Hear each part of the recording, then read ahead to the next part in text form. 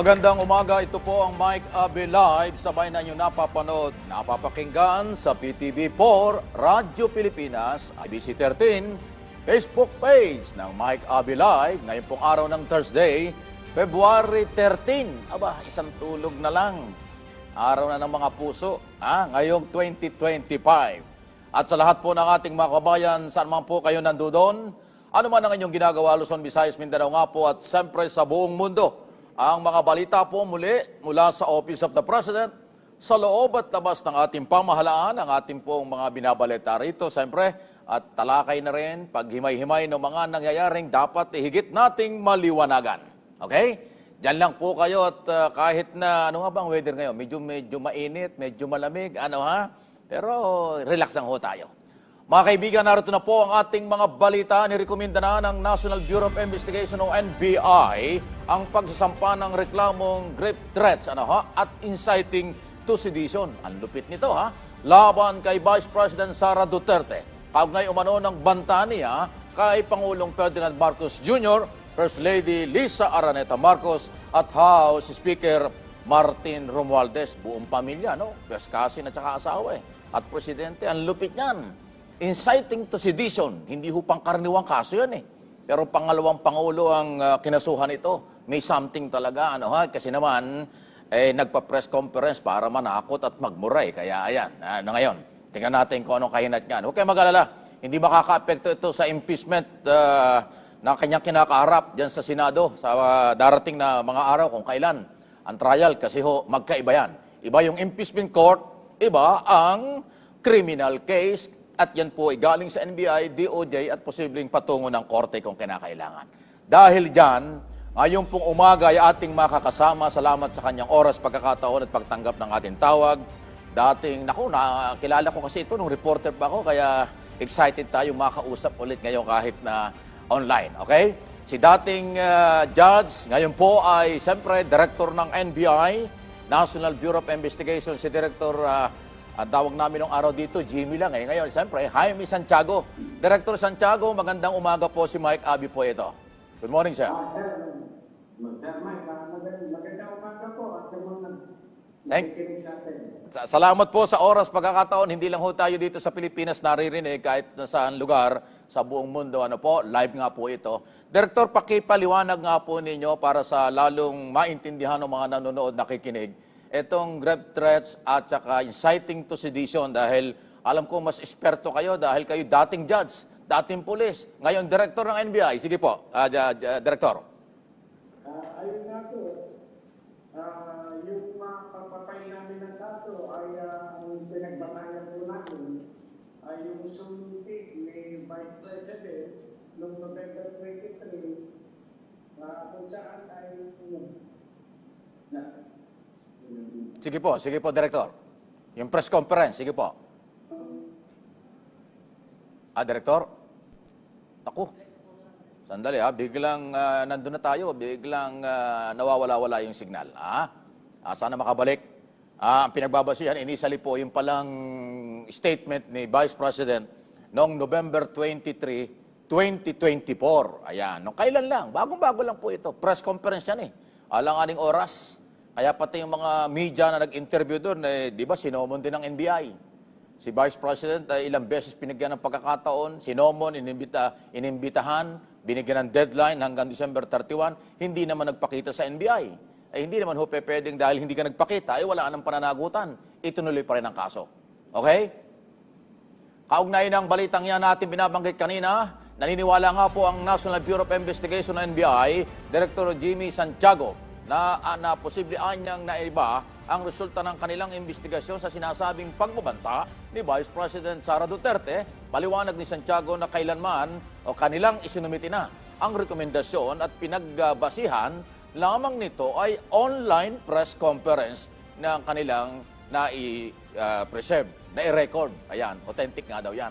Pero sa kabilaan niya nito, naniniwala naman si Santiago pa rin na solido ang kanilang reklamo laban sa pangalawang Pangulo. At sinabi lamang anya ng abogado at siya na nadatiring hukom ang nag-aral sa nasabing reklamo. Ibig sabihin, dumaan sa matinding pag-aaral ng mga eksperto sa NBI. Karamihan sa mga NBI, halos lahat sila, mga abogado at mga certified public accountant, di ba? Okay na? Nakakabalik na yata? Okay. Director, pasensya na po at wala tayong control. Medyo nawala yung signal. Director Santiago, sir, good morning muli. Ay, sir, magandang umaga po uli. Okay. Ang pinapaliwanag nyo kanina, ang inyong pinagbasihan doon sa kaso ay dahil doon sa press conference at naniwala po kayo na yun talaga ay isang matibay na basihan na Director. Opo, kaya nga po sinumpi na rin namin yung mga vloggers and media personalities na present para mapatunayan na malaman namin kung totoo nga pong yun ay nangyari uttered by our Vice President si Sara. Okay. Yun po bang video, audio, kayo ang eksperto dyan, matibay bang basihan yan? Matibay ba hubang ebidensya yan laban sa akusado, Director? Malinaw po na yan, malinaw po na basihan yan at narinig naman ng sambayan ng Pilipino. I'm sure yung iba sa ating kababayan inulit-ulit pang pakikinig dyan. Yes. Aha. Director, yung po bang mga vloggers or media na nag-interview sa kanila, meron ba silang pananagutan o wala? Wala pong pananagutan. Kaya po namin siya inimbitahan sila ay baka sakaling yung tao na kinakausap ni VP Sara ay present at baka na-identify o nasabi yung pangalan sa kanila, yun pong inutusan na papatay kay Pangulo, kay First Lady at kay Speaker. Okay. Director, kayo po ay dating judge at alam niyo yan, masanay kayo, eksperto kayo pagdating sa pagbasa, pag-aral, pagsilip sa mga ebidensya. Pakipaliwanag po ninyo para lalong maintindihan ng mga nanonood sa atin sa buong mundo. Inciting to sedition. So, anong ibig sabihin po nito at bakit umabot doon? Panggugulo? Yung grave threats ay ibig sabihin pagbabanta. Yung inciting to sedition, lumutang ba doon talaga yung panggugulo o nanggugulo? Ano bang ibig sabihin nito? Ayun po, because of her utterances during the Zoom meeting, parang na-incite ang kanyang mga followers. At as a matter of fact, nagtawag agad ng groupings dun sa EDSA, buti hindi po lumaki yung crowd. Kaya po inciting po ang sedition ang aming ikinaso. Okay.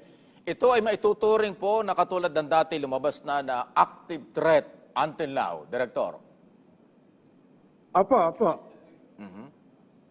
So kung ating babalikan yung nakaraan, ilang beses niyong inimbitahan, ilang beses niyong binigyan ng pagkakataon si Vice President na makipag-ugnayan sa inyo, personal sa NBI, nagbigay pa kayo ng deadline hanggang December 31, hindi dumating. Anong ibig sabihin nito?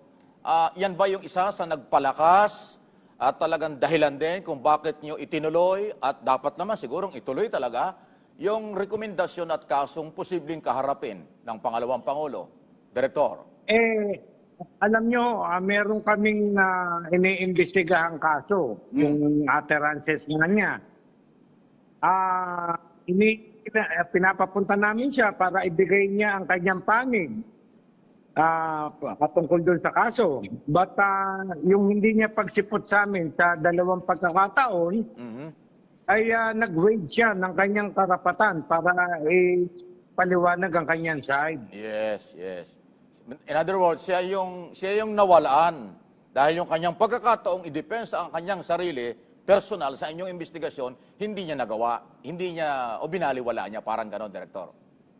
Opo, kaya nag-relay kami sa mga testimonies ng aming mga inimbitahan tao sa aming investigation at sa mga iba pang ebidensya na nasa kamay namin. Pero ganito yung development, Director. Alam kong aware na rin kayo at nadinig na rin nyo. Noong February 7, last week lang po ito, nag-press conference si VP Sara at nagdi-deny siya. Sabi niya, gawa-gawa lang ito, joke lang ito. Parang, ewan ko kung anong pinanghuhugutan. Ano ang dating sa inyo noon at ano ang epekto sa inyong nirekomendang kasong kriminal against Sara? Ayun po, hindi masasabi na gawa-gawa lang namin yung kanyang video dahil marami na nag-confirm na nangyari yun, totoong nangyari yun at sinabi niya yung mga pagbabanta na yun during that Zoom meeting. So dahil dito, kayo dating judge ng Manila, sa tingin po ninyo malakas ang ebidensyang ito, aabot sa korte na ngayon po ay nasa mga prosecutor na ng DOJ ang usaping ito. Director. Ako po'y naniniwala na malakas ang aming mga ebidensya na inihain sa DOJ. Panghuli na lang, Director, alam ko, kilala kita nung araw pa, reporter pa ako, nung ikaw ay Pulis Maynila, naging abogado, naging judge, ngayon Director ng NBI. Itinuring mo ba na isang malaking challenge sa buhay mo at sa trabaho mo na itong kasong ito, Vice President, ay kayo naghawak at natapad sa iyo? Paano mo tinanggap ito at paano mo hinaharap ito, Director? Ayun po, kumbaga na mapapatunayan natin sa mamamayan na no one is above the law. No one is above the law. Kung hindi kami kikilos, wala kaming gagawin, sasabihin ng mamamayan natin na porket mataas na tao, ganun-ganun na lang kung pagbantaan ng ating Pangulo. Tama yan.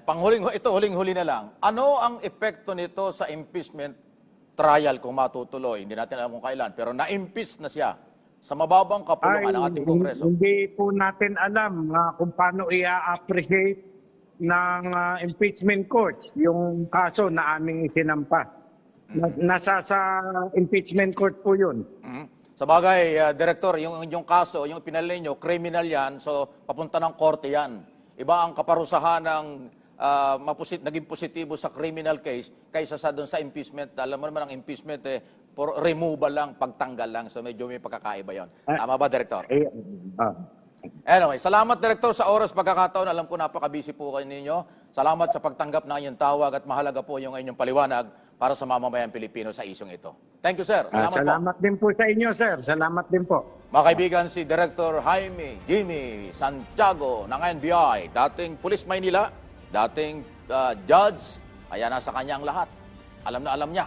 So pinaninindigan po, malinaw yan. Great threat, pananakot, at inciting to sedition. Ang lupit Only in the Philippines talaga ito. 13 minuto makarahan po ang alas 9 ng umaga. Diyan lang po kayo at magbabalik ang marami pang mga balita, interview sa likod ng mga balita. Maya-maya, ating pong makakasama ng live dito po sa studio ang chairman at administrador ng Subic Bay Metropolitan Authority. Sa aming pagbabalik yan, abangan ninyo, marami tayong aalamin doon sa kanilang lugar. Sandali lang po.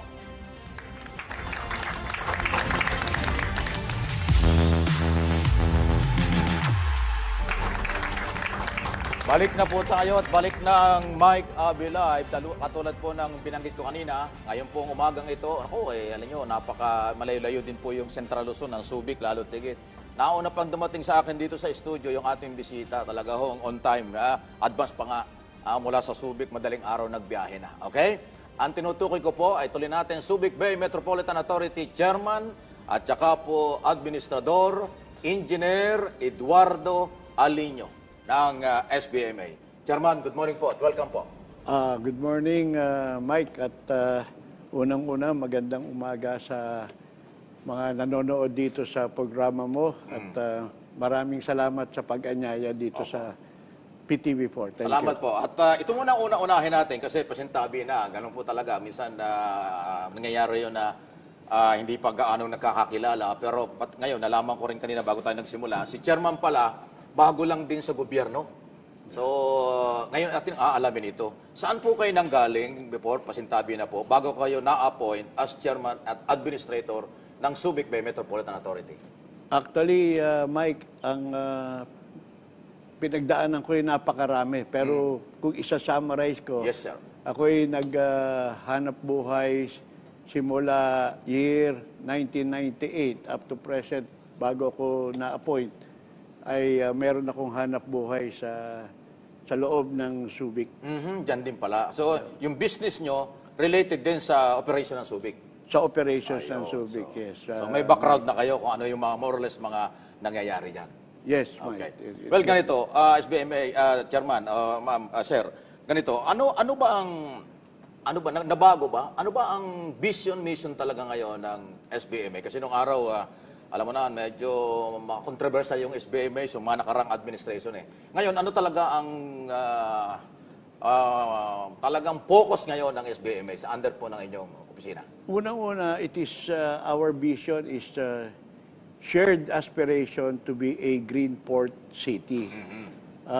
Driven by collaborative growth in business Yan. at investment so that we can provide the best quality of life for our stakeholders. Yes. Now, pagdating naman sa mission, it is SBMA will actually lead and serve our stakeholders in creating economic and job opportunities Yes. that will contribute to the nation's progress and development. Ayun. So malinaw na business at siyempre nandun yung koleksyon dahil hindi ibig sabihin Subic Bay, Metropolitan Authority o Freeport kung tawagin, libre lahat. Meron din simpleng koleksyon. At doon tayo, isa sa mga tatanong ko, dahil nga po ngayon ay bagong taon, 2025, ano ang inaasahan nyo tungkol sa business? May mga bago bang mga foreign investor? May malalaki bang mga national na mga kilalang personalidad sa business na Pilipino ang nag-invest, na nandyan po sa SBMA? Marami, Mike. Una, babanggitin ko lang yung nakaraang taon na from as high as 11, more or less, round figures ko na, more or less 11 billion pesos. 11 billion. Yung 24, nakalikom kami ng 12 billion, nadagdagan ng 1 billion. Na business po yan? Business. So kami ngayon, meron na kaming investors na more or less, or stakeholders kung tawagin namin, mga 1,926 na locators, investors. Okay. Uy.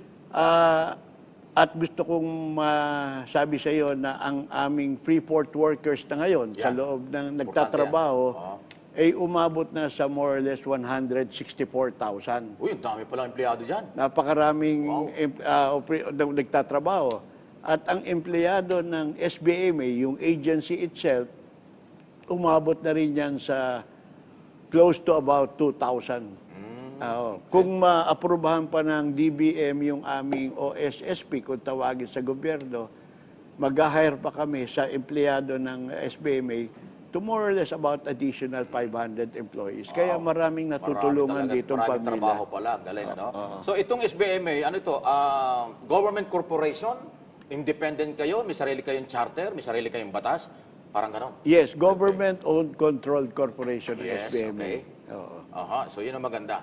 So, pagdating sa ang customs, although under nyo yan, pero yan ay finance department, di ba? Yes, Okay. Finance Department. So, kamusta yung coordination na, alam mo, business, kailangan may collection, may income, may kita, mga ganon. Kamusta? Actually, masasabi kong ang coordination namin ngayon sa customs ay napakaganda. Dahil sa, actually, ang Freeport dapat may independent. Kasi, imaginein mo, nag-import ang isang kliyente, for example, ng goods. Yes. Yung goods na yon hanggat hindi inilalabas sa Freeport, sa loob ng hindi dapat, wala pang pakialam ang customs, lalo na kung ordinary goods. For example, dahil ang Freeport, dapat dun gagawin supposedly yung trabaho, yung raw materials, kung raw materials yung in-import, dun ipoprocess, at yung iba, hindi na lumalabas dito, nire-export na kaagad. So wala naman duties yun, hindi ba? Okay. So, pero kung lalabas ang goods dito sa local, then dapat ando na yung customs. Meron na ngayong okay. papasok na duties doon. Yes. Pero pagdating po sa, excuse me, pagdating po doon sa kampanya against, alam mo naman, nung araw kasi, pasintabi na, nung araw, mayroong mga report na smuggling operation, may mga palusot.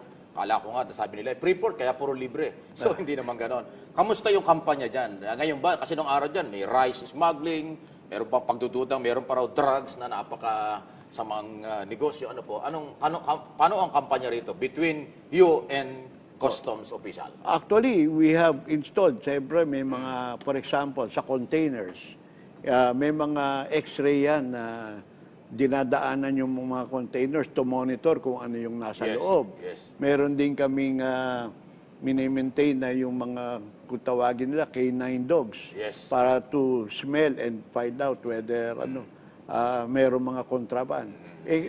Meron din kami mga security agencies and personnel na involved into looking at all these issue na Yes. sinasabi tungkol sa customs. Dahil ngayon ay global, di ba? Yung global technology, laging sinasabi ng ating Pangulo na talagang dapat tayo makasabay na o lumampas pa tayo sa malalaking mga bansa, mayamang mga bansa. Diyan ay big challenge ito sa lahat ng ahensya ng gobyerno, hindi lang executive department, lalo na katulad nyo na government owning control corporation. Paano kayo nakakasabay dito sa global technology, makatipid tayo ng manpower at mamonitor ng legal lahat ang mga transaksyon? Actually, because age of technology ngayon, Sir Mike, tama-tama, ito nakaraang Congress, binigyan kami ng gobyerno ng 1 billion. Wow. I think 1.5 billion pesos para mag-digitalize. Ang digitalization ngayon, important technology, para well-informed. For example, yung kung ano ba ang meron na ginagawa ang ahensya at ano ba ang nangyayari sa Subic, gusto naming ipaalam sa buong mundo, Yes. kailangan mag-digitalize kami. Yes, importante yan. Yung binigay sa amin ng gobyerno ngayon sa suporta ng ating Pangulo ay makakatulong ng gusto para ikaunlad ng ating ahensya, ng Subic, at para ma-advertise not only ang Subic, but ang buong Pilipinas kung anong ginagawa natin. Bago itong ibang tanong, singit ko lang ito, ano ba ang tagubilin o instruction o ano ba ang naging mensahe ng Pangulo sa iyo nung i-appoint ka? Ano ang dapat mong bigyan ng priority at gawin as chairman at administrator? Actually, isa pa rin napakagandang tanong mo yan, Sir Salamat, Mike. sir. Salamat dyan. At ang unang-una, sinabi sa akin ng Pangulo kung gaano ka-importante ang SBMA at Yes. ang Subic itself. No? Sabi niya, sa dami ng namumuhunan, mga stakeholders dyan at empleyado, asikasuhin mo at alagaan sila. Sa pinagbili niya sa akin na kung anong kailangan, na mapadali ang paghahanap buhay Yan. sa loob ng Subic o ng pagre-regulate ng ahensya ng SBMA, ay gawin mo. Of course, will be according to the law. Yan. Pero sabihin niya, Rule of yun law. yung Yeah. tinatawag niya, Sir Mike, na ease of doing business. Yeah. I-implement mo Yan, yan. ganda yan. At ito, ang pahabol na tanong, meron daw kayong kasunduan sa pagitan po ng Department of Human Settlement and Urban Development, so pabahay program ito with SBMA. Paano ito? Actually, last May, kami po ay nagpirmahan ni Secretary Jerry Acosar tungkol sa 4PH project ng Pangulong Marcos. Ito po ay gagawa kami ng kung tawagin natin ay affordable or socialized housing para sa mga empleyado ng ahensya. Pero ang isa pong magandang parang ibabalita ko rin dito, ay gagawa rin po kami ng maraming dormitories na ang lokasyon po niyan ay halos katabi ng kanilang pinagtatrabahuhan. Yan, okay. Bakit po kailangan yan? Ito po ay para i-avoid yung po bang pagkatapos mo magtrabaho, sasakay ka pa ng bus, Papagod ka pa. mapapagod ka pa, lalabas ka pa ng Lobat na. lobat na. Papasok ka pa lang, pagod na. At Pag malayo. hirap na hirap ka Sabay. pa. Kaya malapit yung pabahay. Malapit po, isa pa yon. Pangalawa, pagdating mo sa bahay, wala ka namang makakain. Hindi po, baka karaniwan dyan, wala naman yung magluluto para sa kanila. Yung Parang iba, OFW. dumatayo. Opo. Magluto ka kung gusto mo kumain. Oo. So kayo, doon po sa gagawin namin din, meron mga mess hall. At ipo-provide namin yung pagkain ng maayos, mabuti, mura, para umangat ang kanilang kalidad ng buhay na pagtitira. Okay. Naku mga kaibigan, gusto man namin na mahaba pang usapan, pero sa totoo lang po, hiniram ko lang si Chairman actually. siya po ay mag-guest doon sa ibang programa mamaya. Kaya hindi ko na uubusin yung maraming tanong. Bibigyan natin siya ng pagkakataong makarelax din at nang ma-interview pa itutuloy ho ng aming ibang kasamahan sa ibang program. Kaya lang ho, binigyan kami ng pinaunlakan kami na ngayong umaga ay mas makasama natin kaagad. Pero ganun pa man, Chairman, Administrator, ano po ba ang inyong mensahe gustong iparating sa business community, sa gobyerno ni Pangulong Marcos at sa mga mamamayan at mga workers sa SBMA? Go ahead, Chairman. Maraming salamat. Unang-una, Mike, nagpapasalamat ako at kahit na panandali ay nainyanyahan mo kami dito. Salamat sa oras na ito. At gusto ko sanang imbitahin ang mga kababayan natin na bumisita at tignan kung ano nangyayari sa Subic sa ilalim ng ating Pangulo, yung pagbabago at ikauunlad ng ating bayan ay ginagawa niyang lahat para mapabuti. At sana ipagdasal niyo rin po kami na kami gabayan na sa pagtatrabaho namin sa gobyerno ay maging maayos at sa ikabubuti nating lahat. So may God bless us all. Ayun. Mga kaibigan, maraming po salamat si Engineer Eduardo Alino, Subic Bay Metropolitan Authority Chairman and Administrator po. So tulad ng sinabi ko, hindi pa siya makakauwi kahit na napagod ng biyahe galing Subic dahil maya-maya po meron pang mga interview sa kanya ang aming mga kasamahan dito sa PTV po. Samantala, Chairman, salamat po ha. Maraming salamat. Diyan lang po kayo, sandali lang po. At bago tayo tuloy ang mag-break muna, diyan lang po kayo at halos nagsisimula pa lang kami sa ating marami pa mga balita, interview sa likod ng mga balita sa pagbabalik ng Mike Abe Live. Okay.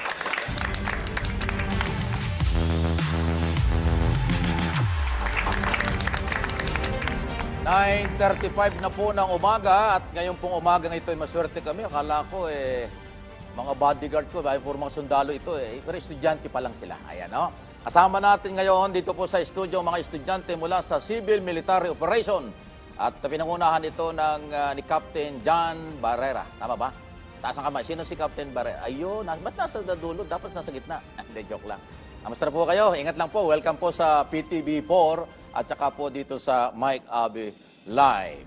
Okay? Ano, ang sarap tingnan pag naka-uniforme, malinis, mga magaganda at gwapo. Mabuhay po kayo at sana ay malayo ang inyong marating sa mga darating na araw.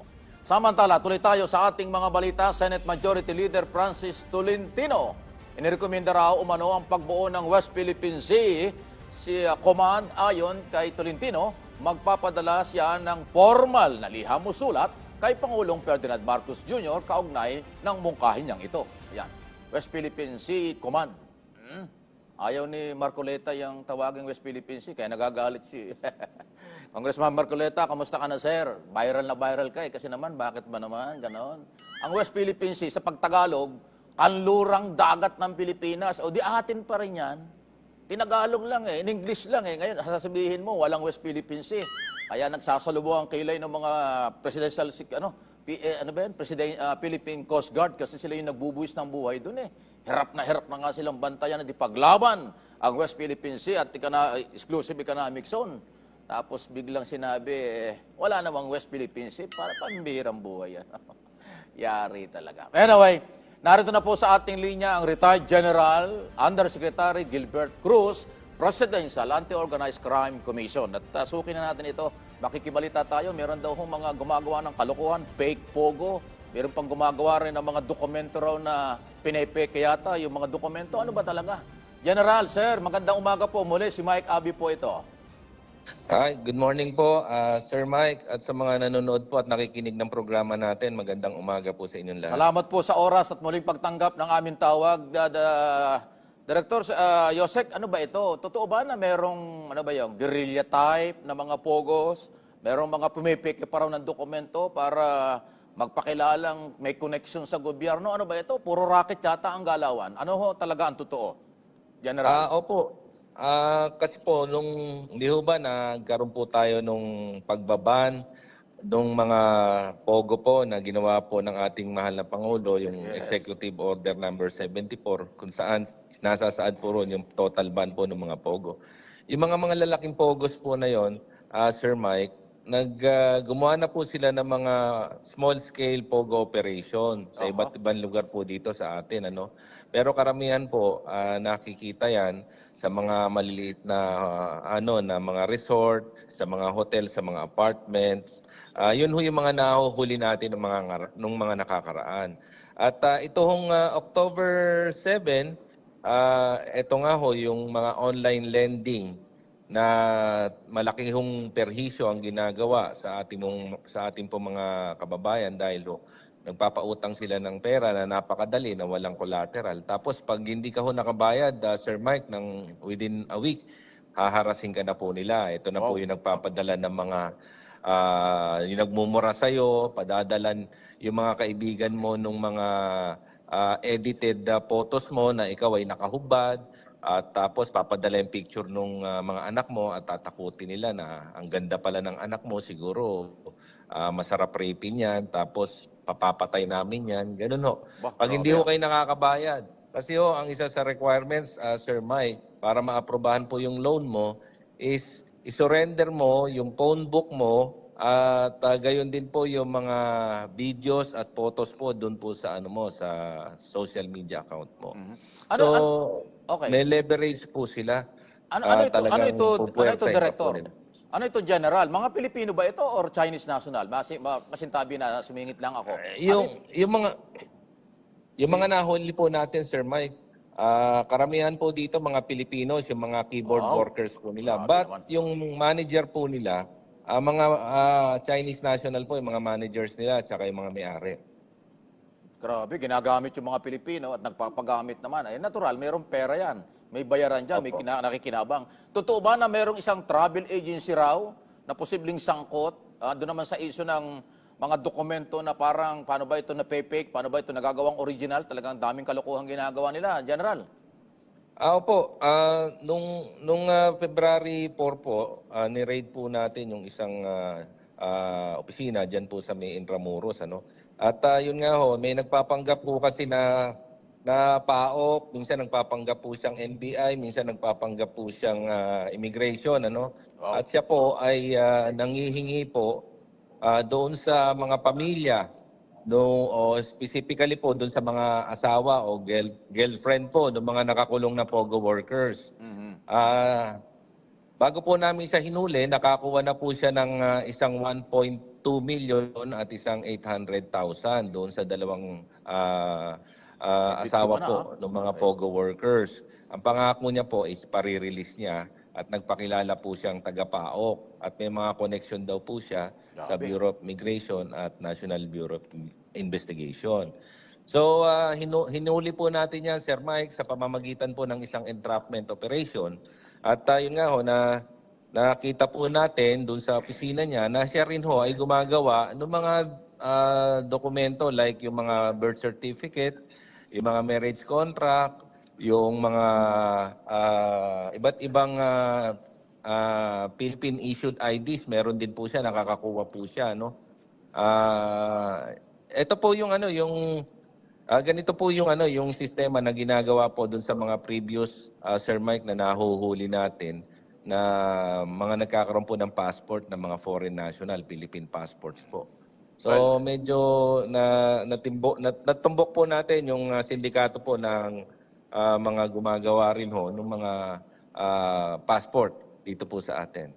Wow, talagang nakakalungkot. Meron palang gumagawa ng ganyan na walang katapusan, parang ayaw lang tumigil. Pero ang malinaw dito, General, mula noong December 31, expired na ang lahat ng lisensya ng mga POGO operation. So ang nag-ooperate ngayon, itinuturing na nating illegal mula ng January 1 hanggang ngayon at sa mga darating na araw. Tama ba? Tama po yun, Sir Mike. Tama po yun, Sir Mike. Talagang lahat po ngayon ang gumagalaw, especially ho yung mga POGO operation, mga online gambling po na yan, puro scamming na po yan, puro illegal na po yan. Pwede na pong hulihin yan. Kaya yun po ang direction po na binigay sa amin ng mahal na Pangulo na pagtulong-tulungan po ito ng mga government agencies para totally matigil na po ito. At alam ko marami kayong kinasuhan before Department of Justice. Isa dyan na controversial ay si Attorney Harry Roque. Matanong ko lang, ano na bang status nung naipal yung kasong qualified human trafficking against Roque? at iba pa? Alam ko po may kaso na pong na-file sa dating Secretary Harry Roque. Kaya pala ayaw na At umuwi. hinihintay na lang po talaga namin yung warrant niya. Warrant, ha? Wow. So, anyway, huling-huli na lang, General, dahil medyo naglaylo na ng bahagya itong Pogo, meron lang iba pang mga guerrilla type, ano naman ang main na plano o ano talaga yung inyong focus ngayon 2025 dyan sa napakalaking trabaho nyo bilang Presidential Anti-Organized Crime Commission Office of the President, General? Yun nga ho, Sir Mike, nagsuswitch na po kami paunti-unti doon sa mga yung mga talagang sumisira po sa buhay ng mga kababayan natin. Yes. At isa ho sa nakita namin dito, Sir Mike, yung online lending applications na yan na nagkalat po sa social media, no.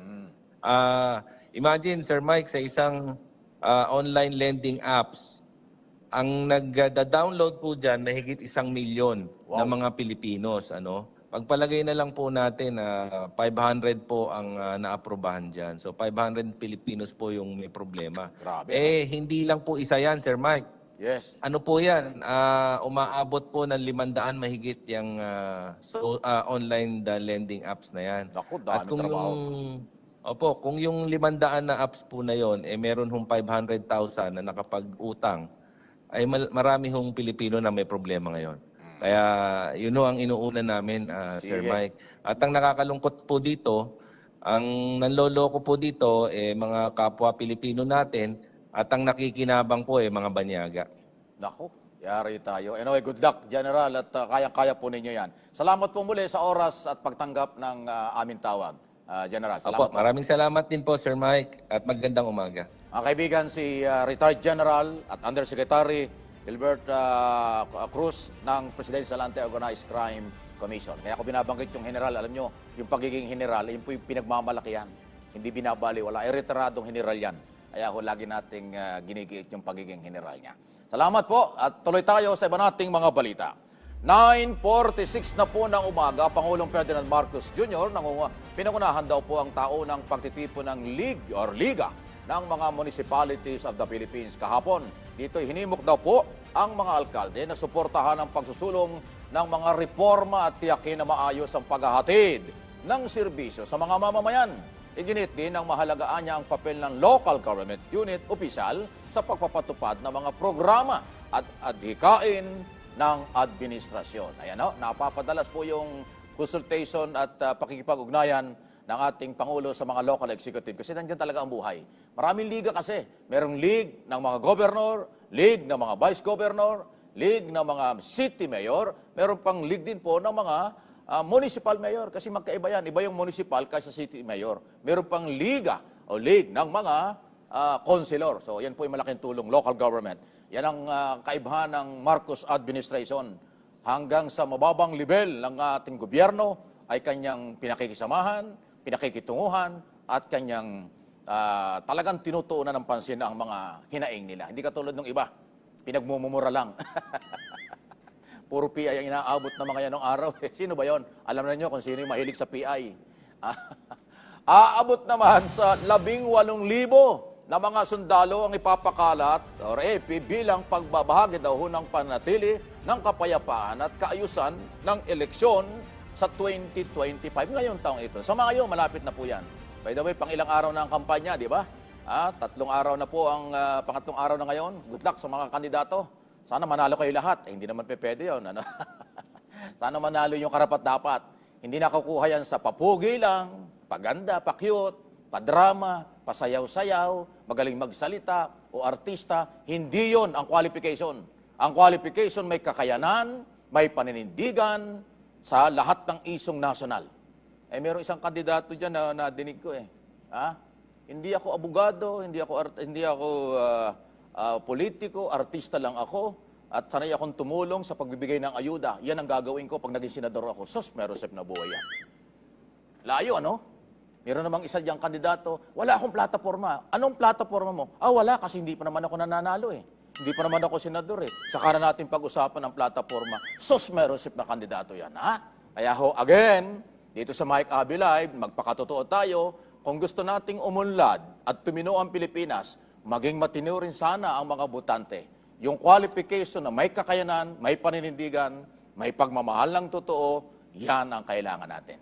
Hindi yung mga barka-barkada lang, binuto mo na. Utang na loob, kumare, kumpadre, nakarelasyon lang, kandidato na, iboboto mo na. Patay kang bata ka. Jay Magtagala, may report po na ng Radyo Pilipinas sa...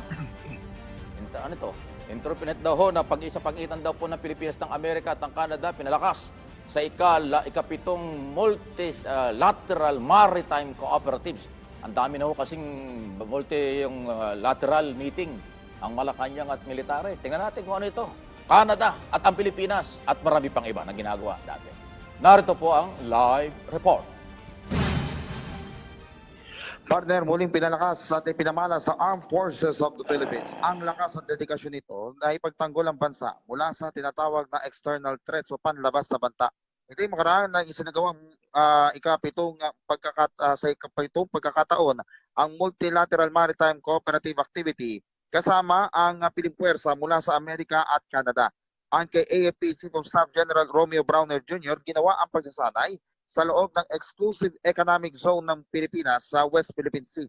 Dito bumida ang mga asset ng Pilipinas gaya ng PRP Andres Bonifacio, Beechcraft King Air C-90 aircraft at ang search and rescue assets ng Philippine Air Force. Ilan sa mga tinutukan ay ang Communication Check Exercises o COMEX, Division Tactics, Photo Exercise at Expandable Mobile Anti-Submarine Training Target Exercise. Binigyan din ni General Browner na ang kahalagahan ng nasabing pagsasanay para sa pagpapanatili ng katatagan at seguridad sa karagatan, gayon din ang pagpapatatag ng pagtutulungan naman ng iba't ibang bansa sa rehiyon ng Indo-Pasipiko. J. Martagala, Radyo Pilipinas, Radyo Publiko para sa Pambansang TV sa Bagong Pilipinas. Yan, suportahan natin ang mga ganyan. Napakaganda nito for security, national security, at saka siyempre related dyan sa business dahil yung relasyon ng Pilipinas sa ibang bansa ay mahalaga yan. Yung independent foreign policy ni Pangulong Marcos, suportahan natin yan dahil makikinabang tayo. Pag may PR, may policy ganyan, may pakikitungo, may pagrespeto sa ibang lahi at ibang bansa, panalo ang Pilipino. Ayan, no? Yan ang gustong baguhin ni Pangulong Marcos. Hindi katulad ng araw, inaaway lahat kaya wala gutom tayo, di ba? Ngayon, lahat kinakaibigan ng Pangulo, kaya panalo ang Pilipino. Sa ginanap na ika-26 o 26 na Philippine Republic of Korean Joint Committee Hearing, Logistics and Defense Industry Cooperation na isinagawa sa Busan, South Korea. Napagkasunduan po ng magtunggali or magtutulungan, ibig sabihin, coordination, magtutulungan ng Pilipinas at South Korea upang maisakatuparan daw nito ang naisin ng Pangulong Ferdinand Marcos Jr. na gawing world-class force ang ating military o Armed Forces of the Philippines. Pinangunahan po ng Defense Undersecretary, Department of National Defense, Assistant Secretary pala, Joselito Ramos, ang delegasyon ng Pilipinas habang si Vice Minister Kung Hwansog naman ng Defense Acquisition Program, okay? Administration, ang siya daw ho namang naging kasama dyan sa panig ng Korean government. Ayun, hindi pala si Secretary Chodoro nagpunta ron. Busy kasi si Chodoro isang linggo yata nasa Amerika naman. So, busy-busy ang ating Department of National Defense sa pakipag-unayan sa iba't ibang mga bansang malalakas, tutulong sa atin, kaibigang totoo, kaya ho panalo pa rin tayo rito. Senate President Chis Escudero, ito controversial itong mamang ito Inspeksyon daw ho kahapon ang ipinatatayong bagong gusali ng Senado sa Taguig City. Target umano ng Senado na makalipat daw ho bago nilang gusali sa Taguig sa huling bahagi daw ng 2026 hanggang 2027. Paliwanag po ho ng Senate President na iditoan niyang nakaraang December lamang natapos daw ho ang detail architectural and engineering design, okay? Sa new Senate building. Okay? Yan ho, sa Taguig nga pala. Sandali, parang hindi naman itong kailangan natin balita. Pasintabi ng Senador. Ang kailangan namin balita, Senador, Sir, kailan ka magre-resume para magkaroon ng trial? Hindi yung building, hindi yung opisina. Magbihira ka naman, Senador Magagalit. Di ba? Isipin mo, ang gusto ng mga tao, magdesisyon ka na magkaroon ng trial para mabigyan ng pagkakataon si Sara Duterte may pagtanggol ang kanyang sarili. Impeachment na, nandiyan na. Article of impeachment. Pagkatapos ngayon, pinagagagawa inspeksyon sa bagong opisina. Sino namang matutuwa yan? Senador, magkaibigan tayo, pasintabi na, pero palagay ko, mas maganda, mas kapanipaniwala, mas katanggap-tanggap, kung pinagtutuunan naman ng pansin ang article of impeachment. Mag-trial na kayo, nagkakagulo na eh. Marami ng mga abogado, nagbubungguan na ng idea. Lahat lumalabas yung katalinuhan nila, magkakaibang opinyon. Kasi mabagal yung mga senador, hindi naman lahat. Pero nasa Senate President ang buhay niyan eh. Madalas, araw-araw ka, press conference. Kung yung press conference na ginagawa mo, gumagawa na kayo ng aksyon para sa impeachment trial, impeachment court, yun ang gusto ng taong bayan. Tapos ngayon, inspeksyon sa bagong building, bilyon-bilyon ang halaga yan. Kaya lang naman ang matutuwa. Nabuti na lang, wala ng oras. Senador, kaibigan tayo, kaibigan kita, pero dito sa Mike Abby Live, kahit kaibigan, pagkatingin kong medyo alanganin, sorry po, tao lang. Hanggang dito na lamang po ang ating mga talakayan. Magkita-kita tayo muli bukas dito sa PTV4. Makinig sa Radyo Pilipinas, IBC 13, Facebook page. Mike Abby Live para sa Pambansang TV sa Bagong Pilipinas.